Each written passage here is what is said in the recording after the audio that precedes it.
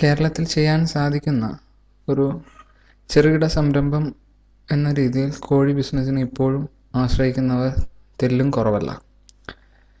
കാരണം ഇറച്ചി ആവശ്യം എന്നത് മറ്റുള്ള ഇറച്ചികളെ അപേക്ഷിച്ച് കോഴി ഇറച്ചിക്ക് ഡിമാൻഡ് ഇപ്പോഴും വളരെ ഉയർന്നു തന്നെയാണ് നിൽക്കുന്നത്. പന്നി ഇറച്ചിയോ മുയലിറച്ചിയോ ബീഫോ അങ്ങനെയുള്ള ഇറച്ചികളെക്കാളും മലയാളി ഇഷ്ടപ്പെടുന്നത് ചിക്കൻ തന്നെയാണ് എന്നുള്ളത് ചിക്കൻ ബിസിനസ്സിലേക്ക് കടക്കുന്നതിനുള്ള ഒരു നല്ല പ്രചോദനമായിട്ടാണ് കാണാൻ സാധിക്കുക. ഇനി ഇതിന് വേണ്ടി വരുന്ന തുടക്കം എന്ന നിലയ്ക്ക് പറയേണ്ട കാര്യങ്ങളുണ്ട്. സ്ഥലം, അയൽവാസികളുടെ ശല്യമോ അയൽവാസികളുടെ കംപ്ലൈൻറ്റോ ഒന്നും അവർക്ക് ബുദ്ധിമുട്ടുണ്ടാകാത്ത തരത്തിലുള്ള ഒരു സ്ഥലം 1. 2 കൂട്. 3 ഇതിന് വേണ്ടുന്ന വെള്ളം, വെളിച്ചം. ഇത്രയൊക്കെ സംഘടിപ്പിക്കാമെന്നുണ്ടെങ്കിൽ ഒരു ബാങ്ക് ലോണിന് വേണ്ടി ശ്രമിക്കാം.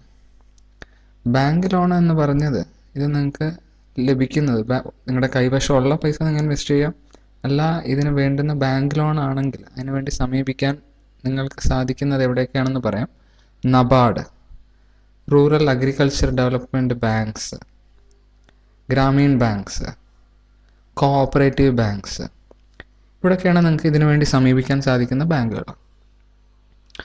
ഇതിനെക്കുറിച്ച് കൂടുതൽ ഇൻഫർമേഷൻ, ഈ ലോണുകളെയും ഇതിനെ വളർത്തുന്നതിൻ്റെ സാധ്യതകളെയും മറ്റുള്ള കാര്യങ്ങൾ അറിയാൻ അടുത്തുള്ള അഗ്രികൾച്ചർ ഓഫീസുമായി ബന്ധപ്പെടുക. ഗവൺമെൻറ്റിൻ്റെ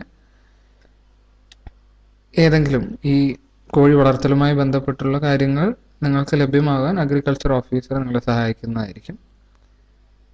ഇനി ഒരു കോഴിക്ക്, ഇറച്ചിക്കോഴിക്ക് എത്ര സ്ഥലം വേണം നിൽക്കാനായിട്ട്?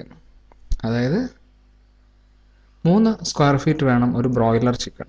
കാരണം ഇത് അധികം നടക്കുകയൊന്നുമില്ല. ഭക്ഷണം കഴിക്കുക, വെള്ളം കുടിക്കുക, അവിടെ തന്നെ കിടക്കുക എന്നുള്ളതായിരിക്കും ഈ കോഴിയുടെ ശീലം. പിന്നെ ഇത്രയെല്ലാം സംഘടിപ്പിച്ചു കഴിഞ്ഞാൽ സ്ഥലം പറഞ്ഞു, ലോണിൻ്റെ കാര്യം പറഞ്ഞു, കോഴിക്ക് വേണ്ടുന്ന സ്ഥലം ഇത്രയും പറഞ്ഞു. ഇനി അടുത്ത് വളർത്താനുള്ള കൂട് എന്ന് പറയുന്നത് വളരെ ചെലവ് കുറഞ്ഞ രീതിയിൽ തന്നെ നിങ്ങൾക്ക് ഉണ്ടാക്കാം. താഴെ ഒരു വരി ഹോളോ ബ്രിക്സിൻ്റെയോ ഫുൾ ബ്രിക്സിൻ്റെയോ കല്ലുകൊണ്ട് കെട്ടാം. അതിനായിട്ട് താഴെ ഫൗണ്ടേഷൻ, വളരെ ചെറിയ രീതിയിൽ കരിങ്കല്ലുകൊണ്ട് കെട്ടിയെടുക്കാവുന്ന ഫൗണ്ടേഷൻ, അതിന് നിൽക്കാനായിട്ട് തൂണ്, കോൺക്രീറ്റിൻ്റെ തൂണുകളാണെങ്കിൽ ചെതൽ പിടിക്കില്ല, ചെതലിൻ്റെ കാര്യങ്ങൾ അന്വേഷിച്ച് നടക്കണ്ട. മേൽക്കൂര, ടാർപോളിൻ, സിൽപോളിൻ ഷീറ്റുകൾ ഉപയോഗിക്കാം. ചൂട് കുറയ്ക്കുന്നതിനായിട്ട് എൻ്റെ താഴെ ഓല, തെങ്ങിൻ്റെ പട്ട എൻ്റെ താഴെ ഉപയോഗിക്കാം, മേലെ അതുപോലെ. അപ്പോൾ ചൂട് കുറഞ്ഞു നിൽക്കും. ഇറച്ചിക്കോഴിയുടെ നല്ല ശരിയായ സുഗമമായ വളർച്ചയ്ക്ക് വായുസഞ്ചാരം വളരെ അത്യാവശ്യമാണ്.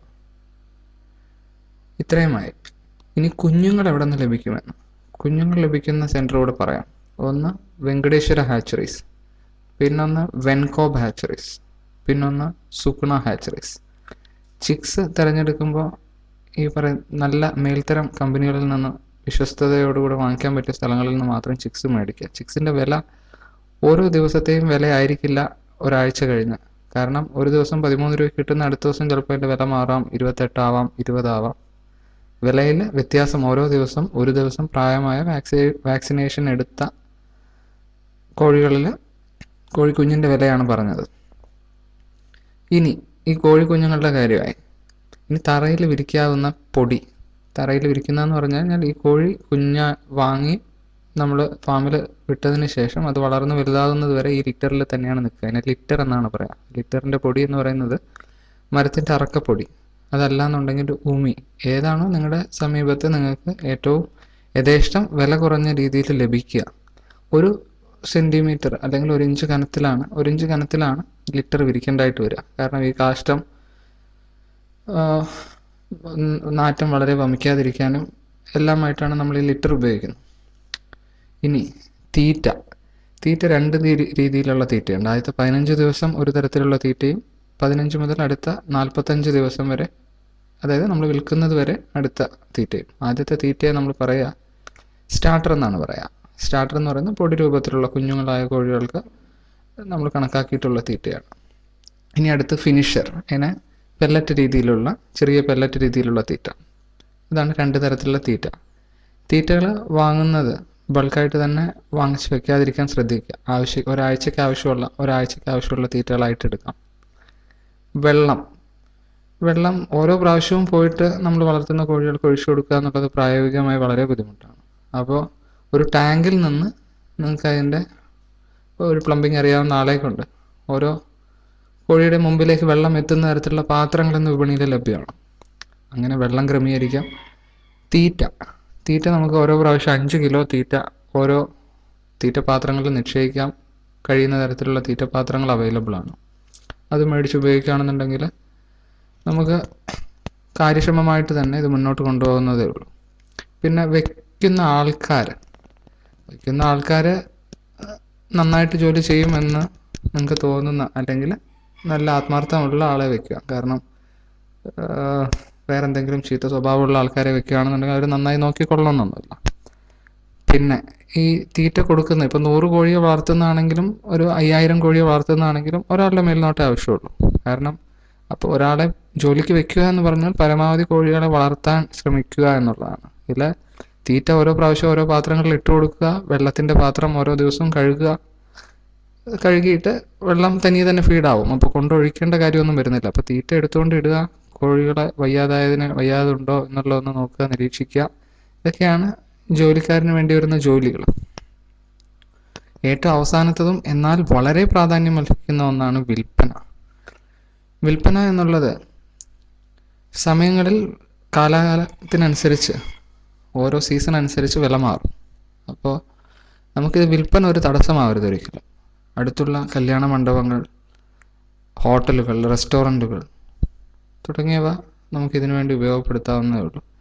അവരുമായിട്ട് ഇങ്ങനെ തുടങ്ങിയിട്ടുണ്ട്. ഇങ്ങനെയുള്ള കാര്യങ്ങൾ നമ്മൾ സംസാരിച്ചൊരു ടേംസ് ആൻഡ് കണ്ടീഷനിൽ എത്തുകയാണെന്നുണ്ടെങ്കിൽ നിങ്ങൾക്ക് വിൽപ്പനയും വളരെ ബുദ്ധിമുട്ടാവുന്ന കാര്യമല്ല. കേരളത്തിലേക്ക് വളരെ വലിയ അളവിലാണ് കേരളത്തിന് പുറത്തു നിന്ന് കോഴി വരുന്നത്. കാരണം പുറത്ത് തീറ്റയ്ക്ക് ഇത്ര വിലയില്ല എന്നുള്ളതൊരു കാരണമാവാം. തീറ്റയുടെ ഉൽപ്പാദന ചെലവ് ഇത്രയില്ല എന്നുള്ളതൊരു കാരണമാണ്. കേരളത്തിൽ നടത്തിക്കൊണ്ടുപോകാൻ പറ്റുന്ന അധികം മുതൽ മുടക്കില്ലാത്ത, എന്നാൽ അല്പം ബുദ്ധിമുട്ടാൻ നമ്മളും തയ്യാറാണെങ്കിൽ ഒരു ജോലിക്കാരനെ വയ്ക്കാതെ തന്നെ വളരെ നല്ല രീതിയിലൊരു ഇൻകം ഉണ്ടാക്കാം.